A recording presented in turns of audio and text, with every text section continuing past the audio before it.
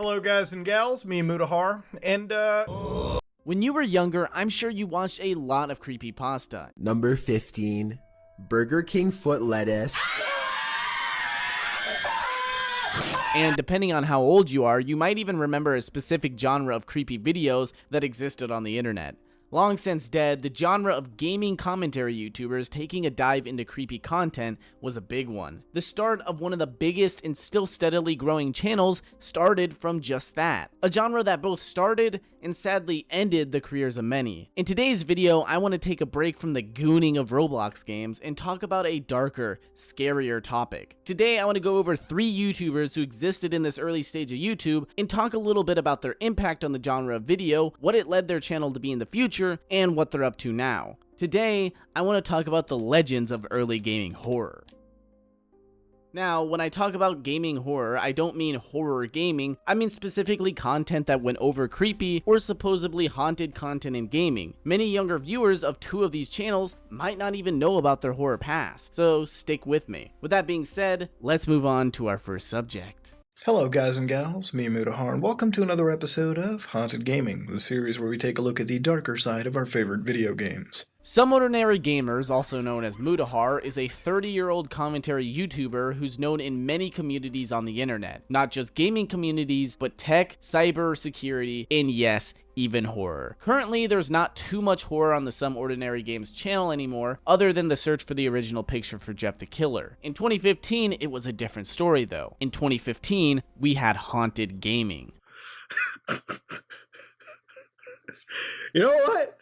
I'm fucking done. Haunted Gaming was a series that existed in a few different formats. The first format would be Mutahar talking about video game creepypastas with very amateur level storytelling. Usually he would read the story and then give a few of his thoughts at the end to wrap it up. In most videos he would roast the stories for having extremely cringy writing and using the same tropes such as hyper-realism. But regardless, serial killers are unique as hell, and you know, they have some pretty complex thought processes, so you know what, maybe in some way this could have a sense of reality to it. But fortunately, this stuff is again false, since no record has been found on any individuals, and if it were to occur at all, then there would be some information or at least some kind of a police report on the matter. But there were times that he actually liked or at least respected the stories. The second form would be him going over ARG games. This obviously wasn't as abundant since ARGs are significantly harder to make than writing a story. But during this time, we had huge videos such as Petscop and the Bees ARG of Halo 2. His final form of haunted gaming was going over real,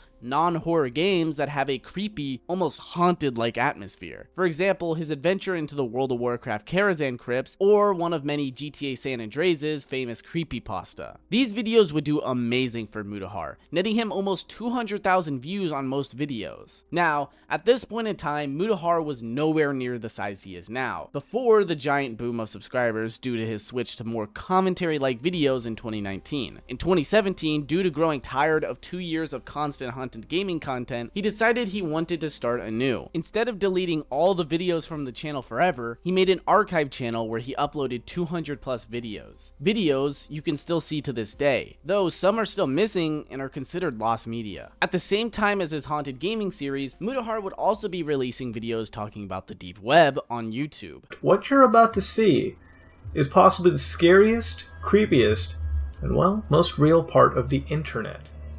9 years ago, when he started, the deep web was unknown by millions, and unlike his haunted gaming series, deep web deep dive videos didn't just succeed, they prospered. The deep web is hard to explain without you seeing it for yourself, so I recommend you watch 1 or 2 of Muta's videos before coming back here. But for anyone who doesn't know, the deep web, unlike the surface web, isn't accessible by most search engine software. And while not every deep web's website is dangerous, if you do gain access, it could potentially cause security risks to your PC. Some of the websites you'll find on the deep web hold illegal drugs, weapons, and even hitman, most of which are all just honeypots set up by the feds, but it's still interesting, and maybe someday I'll make a deep dive video where I talk more in depth on it. Million view video after million view video, Mutahar really grew his channel from this. People wanted deep web videos, and Mutahar gave that itch. Sadly, after over 219 videos going over it, Mutahar began to push away from the deep web series. To be fair, you can only find a website selling illegal guns or selling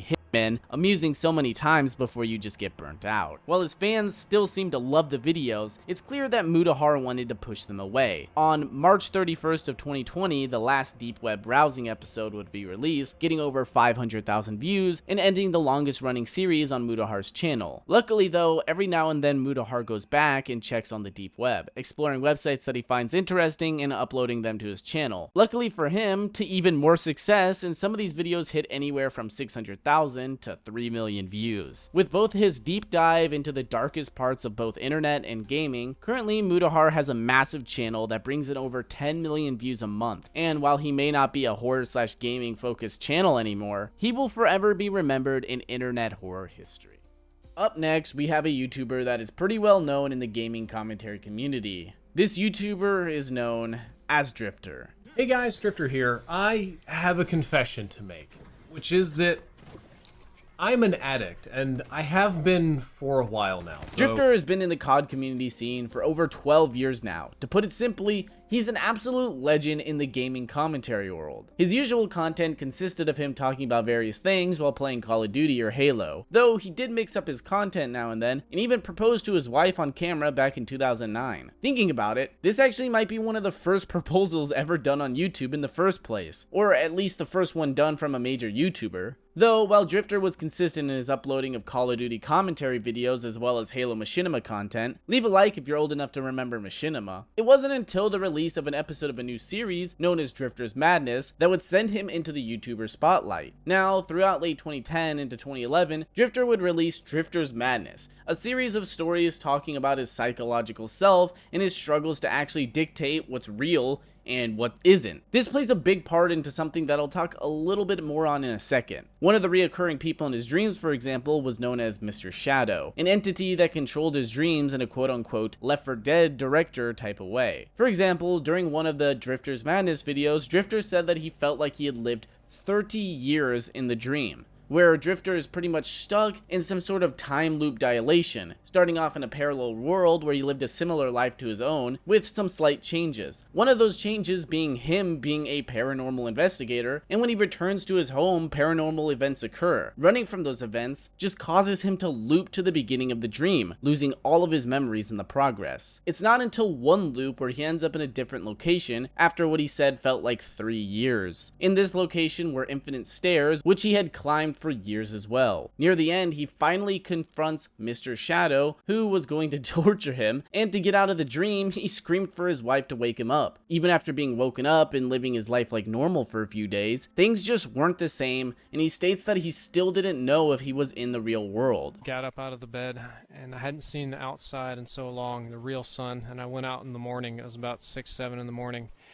And just sat in my front yard looking at the sun, breathing a deep sigh of relief, and then I realized that I could still be dreaming and that I don't know where this is. And I ended up just getting up early, doing my daily chores, building props for Fallout, making phone calls. I talked to Bosnian Delight a little bit on Skype, and I got him to give me little tidbits of trivia about Bosnian culture that I couldn't possibly know before to help verify that this is the real world. And obviously, this was 10 years ago, so this is no longer the case. In 2011, though, Drifter uploaded a video called Drifter's Madness Ghost Stories Part 1. The start to a series of ghost stories that happened throughout Drifter's childhood. Stories that he doesn't always claim to be real evidence of ghosts, but evidence that something strange was always lurking in his life. For example, one of the stories takes place in his old childhood house in the basement where he had a toy room filled with tons of dolls with glass eyes. Drifter, having a weird disliking towards them, decides one day he's tired of them staring at him. So he takes time out of his day to turn around every single doll so he doesn't have to deal with them staring at him. Once finishing,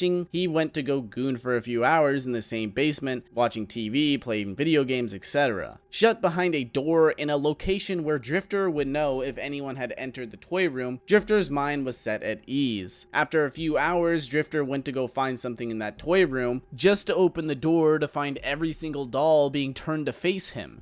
Paranormal or cruel joke, the fact stands that no one could have entered that room. Drifter would have seen them enter or leave it. Not just that, but it would have supposedly taken a considerable amount of time for someone to come down and move all of these dolls. These videos, while not the foundation of his channel, led to an influx of viewers, with the first part in the series being his first video to ever hit 100,000 views. Sadly though, Drifter's channel in the past few years hasn't been able to keep up with the content he used to make. A lot of his videos are basic COD commentaries, and to many, it just doesn't stick as much. He does make commentary videos going over the community every now and then, and that does boost his view counts a little bit, such as his video on the Dr. Disrespect situation, as well as when Nick Merckx lost his skin on Call of Duty due to him saying, "Leave the kids out of it," on Twitter. So while Drifter doesn't border on insanity with his madness videos anymore, he does consistently upload, and maybe someday we will see a resurgence in these types of videos. Maybe even a remake of the series to play off the hype that once was there. But as long as he continues to upload,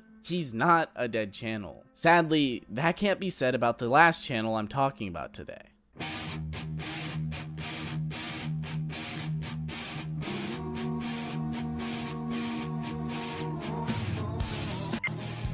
MulletMike, unlike Drifter and Some Ordinary Gamers, was primarily known for his creepy series. He had Creepy World, which would go over real world things or creepypasta that took place in the real world, such as Sewer Slide Mouse and the potential creepy meaning behind Ring Around the Rosie. Funnily enough, is the most viewed video on his channel. He also had another creepy series that I'll talk about in just a second. Now, there's not a lot of personal info on Mike, even his wiki doesn't share too much, so for the sake of his privacy, I won't dig too much. Though he does have a Twitter, and it's nice to see he got married not too long ago. Cutely enough, SomeOrdinaryGooners actually follows him. Mike also ran the Sticky Paddle gaming group, though it seems most of the videos have been set to private, as even though the channel has over 200,000 subs, there's really no content to show for it, and every video that had MulletMike in it are sadly no longer available. While Creepy World got views, his other project, Creepy Gaming, is what I and many other gamers remembered from our childhoods. Creepy Gaming goes over creepy Easter eggs, theories, and creepypastas that existed in our childhood games. I remember watching these videos at some point in my life, and I'm really surprised that these videos don't have as many views as I thought they should have had. Some of these videos were like revolutionary when I was a kid, and to find out some of these videos don't even have 100,000 views was honestly surprising. Some of the timelines are a little hard to get right. For example, his Tails Doll Explained video was released in 2019, but it was actually released in 2013 when I was a kid, but for some reason it was re-upload. It might have something to do with his separation from the Sticky Paddle, but I couldn't find anything on exactly what would lead him to delete and re-upload videos. So what did these videos go over? Well, a little bit of everything, from Mario, Sonic, all the way to Slender Man. These videos went all over the AUGs in, well, creepy gaming. These would even sometimes spread into more mainstream non-horror games like Call of Duty, Animal Crossing, and of course Pokemon. Sadly, not many of these videos did well view-wise, and I think that can be from the fact that in 2013, the boom of creepiness in gaming was high, but sadly starting in late 2015, the hype behind scary gaming moments was just way too low, and the way that creepy gaming presented them just made it start to slow down. Many YouTubers around this time, Some Ordinary Gamers included, started to switch their content for that exact reason. And sadly, since creepy content was the main focus for Mike's channel, he couldn't, or should I say, didn't want to escape from being trapped in a time of creepy Easter eggs that he enjoyed exploring. If I had to give him a few pointers as a freshie in the YouTube scene, his comeback could be legendary if he worked on his thumbnails and editing just a little bit more. Sadly though, Mike is now retired. He's been on the internet for a long time, and his content will be remembered by the hundreds of thousands of people that watched his content forever. Before the end of the video, I just want to thank you guys for 1,000 subscribers. It's been a crazy year of making content, and I'm glad to be finally making my first step in the YouTube journey. I have big projects planned that I'm working on, and I'm going to start to stream a lot more. And I hope you guys come see me live, come say hi to me. And again, thank you for watching.